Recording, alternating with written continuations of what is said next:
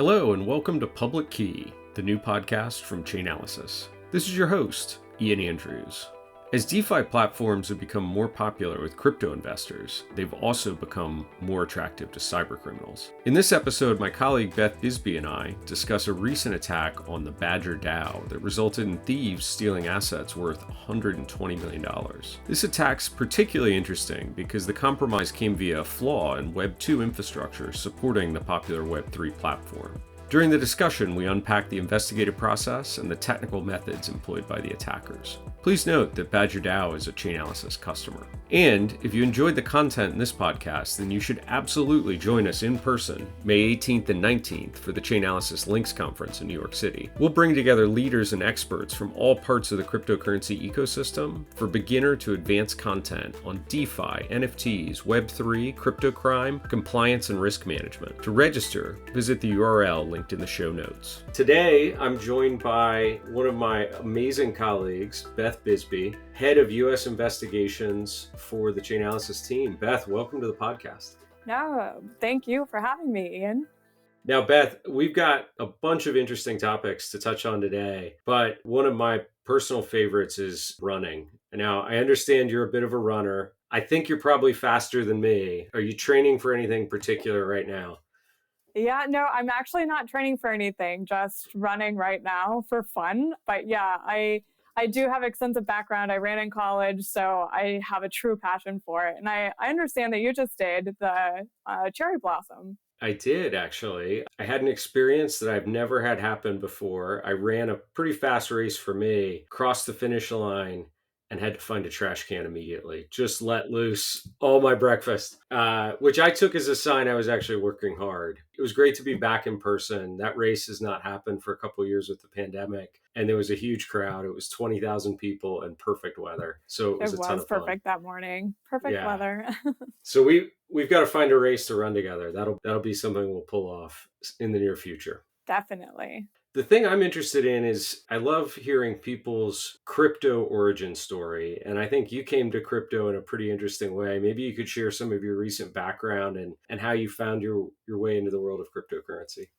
Yeah, so my background started within crypto back in 2014, and I was actually working for the Drug Enforcement Administration, and I was working a traditional money laundering investigation and section, and one of our requests came in, and it happened to be a Bitcoin address, and at the time, nobody knew what Bitcoin was, and my supervisor at the time was like, hey, does anybody want to take this case? And I was the first to raise my hand, not knowing that it would take me on this wonderful journey of where I am, and so through the years within the Drug Enforcement Administration, I supported many cryptocurrency investigations and kind of paved the way for how the government in general investigates cryptocurrency and how to look at it from a policy standpoint, as well as just investigatively. And then that led me to my second career, if you will, at Chainalysis, where I now head the U.S. of investigations for the Chainalysis Investigations and Special Programs team.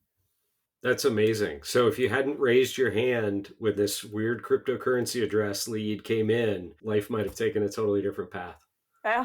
No, definitely. And I don't think it would be as fun as this path that I'm on. So I was going to ask, is a traditional money laundering case even exciting anymore after you've been in crypto for a while? Oh, definitely not. It pales in comparison.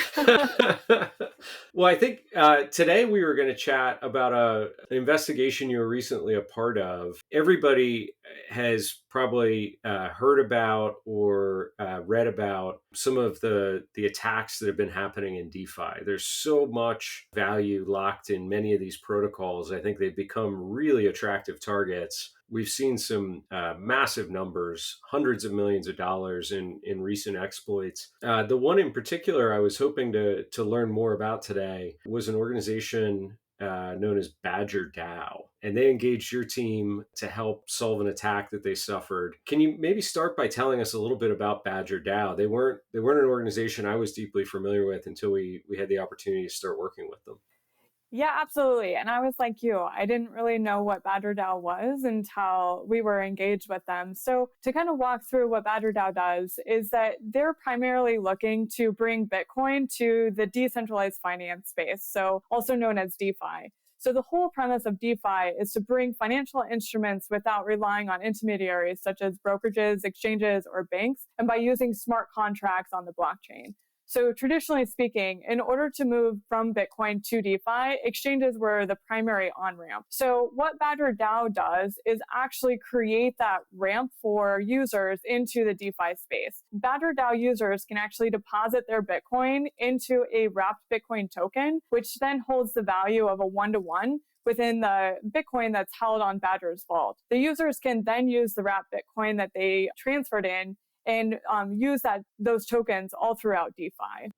Oh, interesting. So for people that maybe are a little less familiar with DeFi, most or maybe all of DeFi is happening within Ethereum or what are known as EVM-based chains, Ethereum virtual machine-based chains. Bitcoin, even though it's the most valuable digital asset at a platform level, really doesn't have that smart contract layer in the same way that's developed around Ethereum and Ethereum-like chains. If I play back to you what Badger does, they allow me as someone that holds Bitcoin to convert my asset into something that I can now use on the Ethereum chain. Exactly. Okay. And so that means that they're potentially holding lots of money locked up in a vault that has some tight controls around how funds can be transferred in and out because I'm depositing one asset and I'm getting back a different asset that's now on a different blockchain. Correct. And also because they hold the value for a one-to-one. So if you deposit one Bitcoin in, you'll get one wrapped Bitcoin token. So there has to be a vault to hold that value. Wow. So that seems like an attractive target, right? Bank robbers like to rob banks because they've got a physical vault full of paper money, or at least they did back in the old days. Now I think it's mostly electronic. But in this case, we've got a virtual vault full of virtual money that could be really big sums. No, absolutely. What happened to Badger? Tell us a little bit about the attack and the immediate aftermath. Yeah, so what is interesting about this hack is that it wasn't a hack to the smart contract, nor was it a hack to BadgerDAO's governance. It actually was an exploit to the front end of BadgerDAO, which makes this a super interesting play of how the two places integrate from what we know, like the real world entities, into the blockchain. So to understand what actually happened, what I would like to do is walk you through kind of what a user would have seen for how this exploit actually took place, and then what happened on the hacker's front of that. So if we walk through what would have been looked like from a user, when you want to spend funds on a token at a protocol, you will get asked for approval before the transaction is allowed to actually happen. And the MetaMask wallet, which is the interface between you and the blockchain, will present the user with an approval window. In the case of this BadgerDAO incident, the approval window appeared, and the approval window actually asked for an increase in spend limit. So the user wasn't actually depositing anything, and the user wasn't moving any of the funds, but the request in spend limit was requested. And many users would just confirm the transaction without actually double checking the smart contract address. I would fall victim to this every single day of the week, right? Like I use MetaMask primarily on a mobile device, so it's kind of a small screen. You get like the first couple characters of a smart contract and it's saying like approve or deny, and it's always a user initiated action, right? So I've clicked on something that I'm generally sure a thing that I want to interact with. A lot of times it's not even a token spend, it's simply just authorizing a wallet connect. So I can imagine how it would be really difficult for a user to tell the difference between one version of a smart contract and another version, or even understand the exact detail of what's happening when I click allow. Exactly. And as a user, you trust the platform that you're interacting with, right? So you don't think that there's anything wrong with that. So just like how you and I would have just approved it, many others also did this, and they actually fell victim when they selected the approval function for this. So once the user actually approved that spend limit, the malicious smart contract address was then able to move that particular token that was approved from the user's wallet. That's how it looks like on the user front. So the user would have no idea that there was something going on with it. If we look at what the hacker actually did to how they were able to actually deploy their address instead of the true BadgerDAO smart contract address, has to do with the ability of the attacker actually gaining access to that front end. How did that actually happen? So what ended up occurring is that the hacker leveraged a vulnerability within Cloudflare. Now, Cloudflare is considered to be a serverless application platform that is running on a cloud network.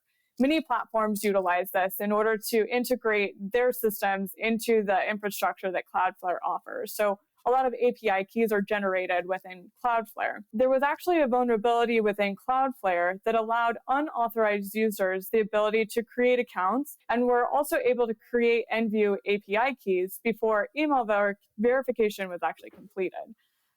So you just gave us a bunch of information there. I want to try and break this down. I'm certainly not as smart as you are on this stuff. So I've got a couple questions. The user has gone to BadgerDAO because they want to deposit Bitcoin so they can receive the wrapped Bitcoin in return that's now on the Ethereum network. And presumably from there, they go off and maybe deposit it into a different DeFi protocol where they're earning a yield, let's say. And to do that operation of depositing my Bitcoin that I start with, I've connected a wallet, maybe something like MetaMask or potentially another wallet. And in doing so, I authorized what I thought was the Badger contract, but in fact, it was substituted for a different authorization. And so, like you and I talked about a moment ago, really hard for an end user to recognize that. And so as you started investigating, it turned out that it wasn't that the legitimate smart contract hadn't been hacked. What actually happened here is someone was able to manipulate the BadgerDAO platform, the application itself, and substitute in something else. So when I clicked that connect or deposit button, I was authorizing something totally else that had nothing to do with Badger. It didn't come from them at all. And so as you start investigating, it sounds like what we have here is kind of an escape from Web3 and a compromise that went back into the world of Web2 in some ways. Because I know Cloudflare is kind of a caching layer. Almost everybody I know uses Cloudflare, great platform. They allow for users all around the world to access a website as if it's hosted in their local country or jurisdiction, get really high performance without everyone that operates a website having to run physical servers all around the world. So they basically cache most of the internet, I would say. So in this case, they had a vulnerability that allowed this malicious attacker to then take advantage of sites that were using Cloudflare. And in this case, they decided they were going to go manipulate something on the Badger platform. Did I follow that correctly?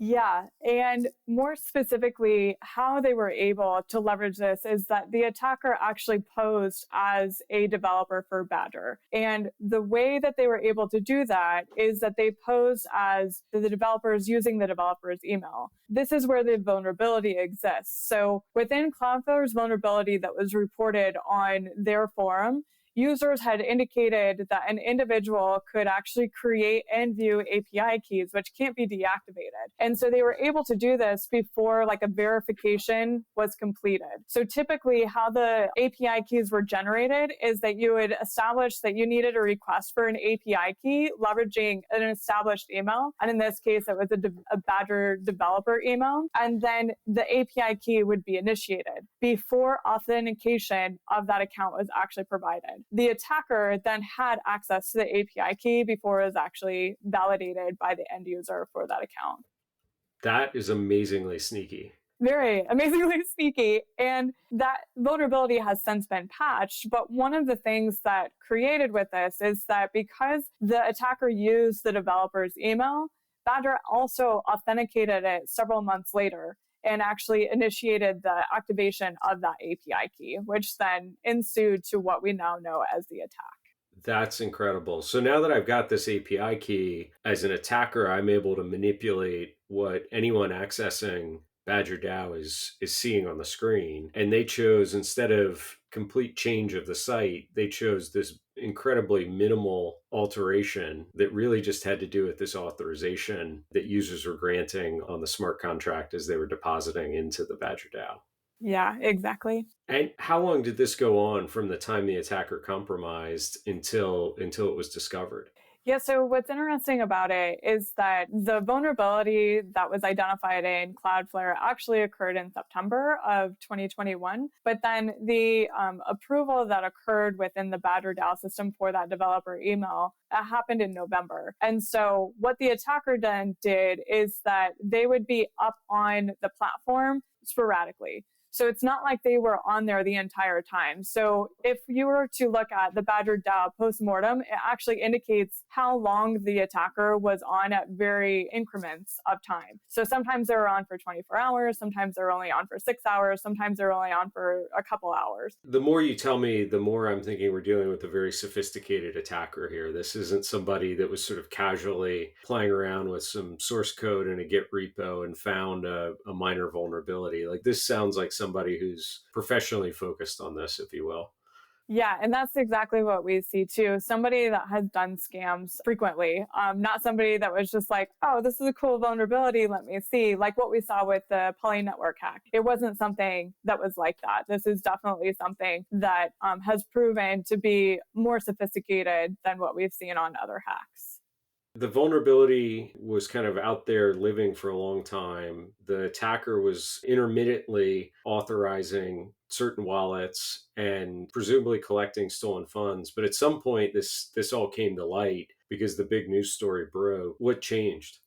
Yeah, so on December 2nd, the community started seeing a large amount of funds that were actually being moved by the BadgerDAO vault, if you will. And so they alerted BadgerDAO and was just like, there's massive amounts that are operating right now that this shouldn't be happening. So BadgerDAO started looking into it, and they were actually able to freeze or pause a lot of the contracts via the smart contract. So within BadgerDAO, they had set up like a guardian contract so that if something like this happened, it would help prevent what had occurred. But by that time, there was so many funds that had already been moved that the hacker's still sitting on funds. And what was the total that was stolen?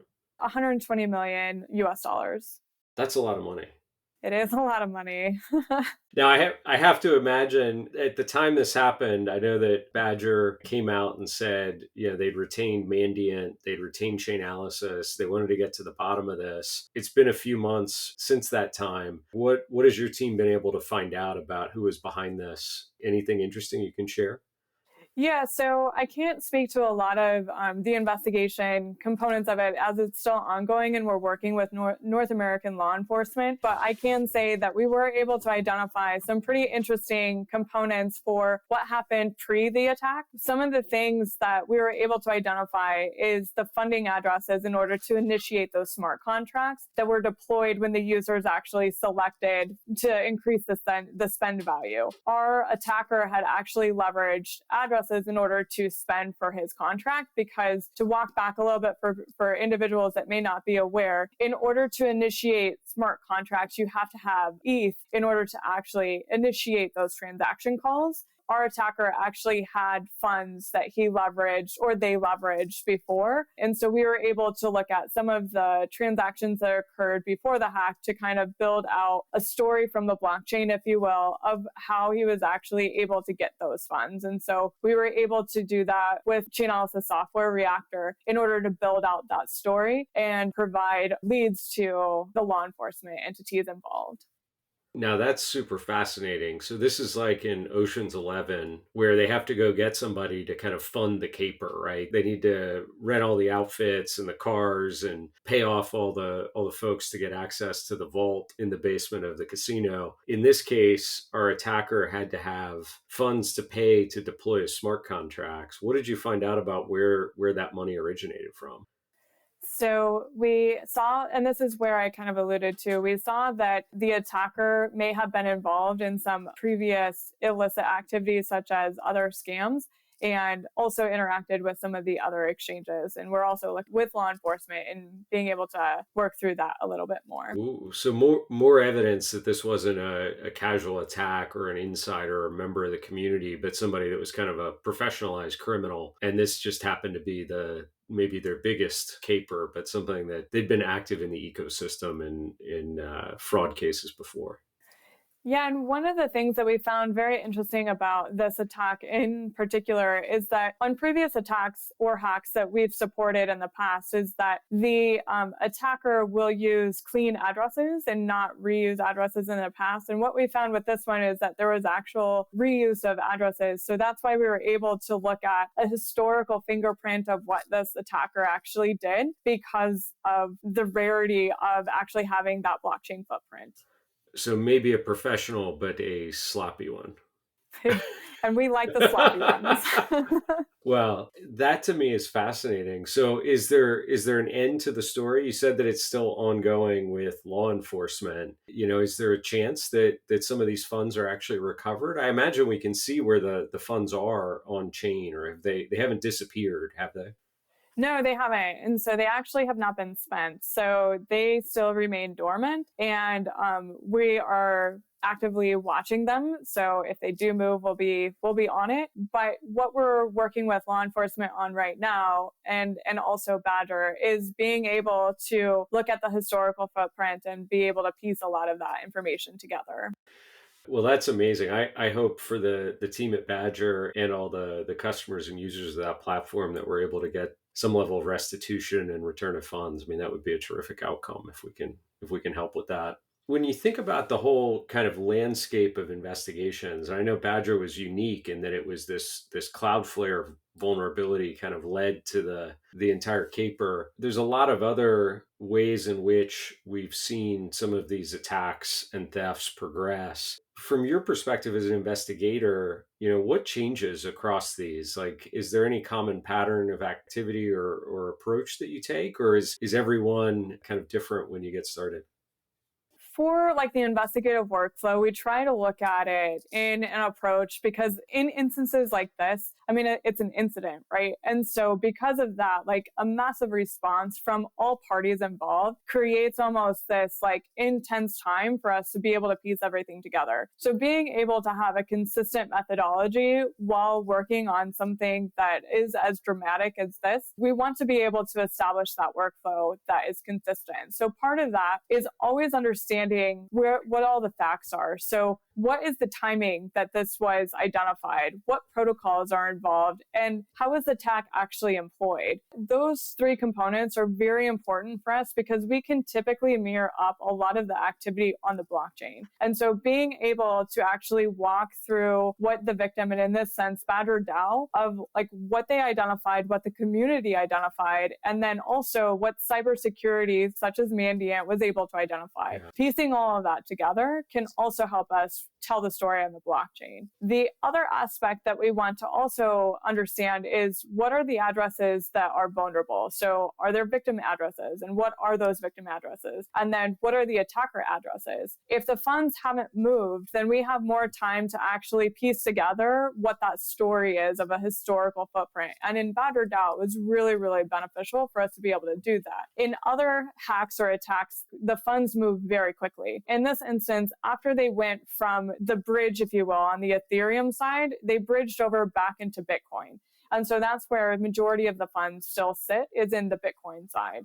From that component, if they then start moving the Bitcoin, then we start having to trace it very quickly and understand like what obfuscation techniques may arise from them utilizing either other swapping services or mixing services, and being ready to be able to identify that as a transactional footprint on the blockchain. That last part is kind of amazing. So there's a potential that the attacker may let the funds just sit there for a long period of time, hope people give up, lose interest basically. Everything cools off, and then they may very quickly attempt to move those funds through a series of, say, mixers and counterparties who are not collecting KYC or something like that, in an attempt to ultimately cash out back to hard currency. But they're not going to get away with that, probably, are they? They're not. We're watching. So That's really amazing. I'm sure we have some people out there who are listening that either are, members of a DAO or use a DeFi protocol, or potentially are building. Any advice that you would give to them on how they can kind of harden the platform or protect themselves against an attack like this? Is there any tip or suggestions you would make? yeah, so there's a couple. So one of the biggest challenges of integrating into the DeFi space is being able to move from the Web 2 into Web 3. So Web 2, for those that are not necessarily familiar with calling it Web 2, but think of it as like your social media, like Facebook or your Airbnbs, right? It allows you to share a lot of data with a lot of people globally, whereas Web 3 is looking to decentralize that. But you still have to many times call on information from the Web 2 in order to push it into what you're developing on the Web 3. For instance, if you're looking for like trade indexes, you may have to call in the value that you're trying to do for those trade indexes at time. So being able to have a secure way of actually pushing that. And in the BadgerDAO incident, we were able to see that two-factor authentication was not employed correctly because the API key was issued before it was actually verified or authenticated. And so by having that vulnerability from a Web 2 to a Web 3 application is where that challenge is. There are options to be able to move authentication into on-chain verification as opposed to off-chain verification. To kind of walk through what the off-chain verification is, think of it as when you log into your bank account, they typically request you to have like your username and password. And then you're also instructed to have a temporary code that's sent to you, and you verify that via an authenticator, such as like a Google Authenticate. That then allows you to then prove that you are the individual and you have access to that. If you transition that to like on-chain authentication or verification, you're actually having that verification occur on the blockchain, which then verifies a user with the distributed ledger technology so that all the verification is backed by the protocol, and the company can then confirm the user or authorization of that. And there are platforms that are actually utilizing that type of technology, whether it be through device chipping that goes right into the blockchain. So Beyond Protocol is one of the areas that's actually developing technology so that developers and engineers are issued a chip that can allow them access to integrate with the smart contract. That way the community can see who is entrusted to actually make those transaction calls and approve it within the smart contract. So multi-factor hardware-based auth to be able to change the contract at all. Love it. Yeah. Is anybody deploying that today? So I know Beyond Protocol is looking to do that. So they secure the device, and then the device can then be integrated within the smart contract. And so if you're then making changes to anything that requires an engineer or developer, the engineer or developer has already authenticated their device to the blockchain smart contract. And so that device is the only way to be able to make changes to any of the application, which then gets rid of that API call utilizing Web 2 like Cloudflare. That sounds amazing. I'm looking forward to seeing that rolled out much more widely. I think we'll start to see improving safety and security across the DeFi ecosystem. Beth, it's been a pleasure chatting with you. I've really enjoyed it. Thanks so much for being on. I think we're absolutely going to have you back because there's so many more stories that I want to ask about. But for today, let's wrap up. Thanks so much. No, my pleasure. Thank you, Ian. Thanks for listening to this episode of Public Key. We're releasing new episodes weekly, so if you liked what you heard, then don't forget to subscribe, review, and share. Here's a mind-blowing number to ponder while you wait on our next episode. Yuga Labs recently launched a new metaverse NFT collection called Otherside. Overwhelming demand drove Ethereum network congestion, resulting in more than 55,000 ETH, worth over $150 million, being spent on transaction fees. And approximately 10,000 transactions failed completely, disappointing collectors hoping to own a piece of the metaverse and costing them each a few ETH. But happily, Yuga Labs has delivered gas fee refunds to users unable to mint. Finally, I hope to see you May 18th and 19th for the Chainalysis Links Conference in New York City. To register, visit the URL linked in the show notes.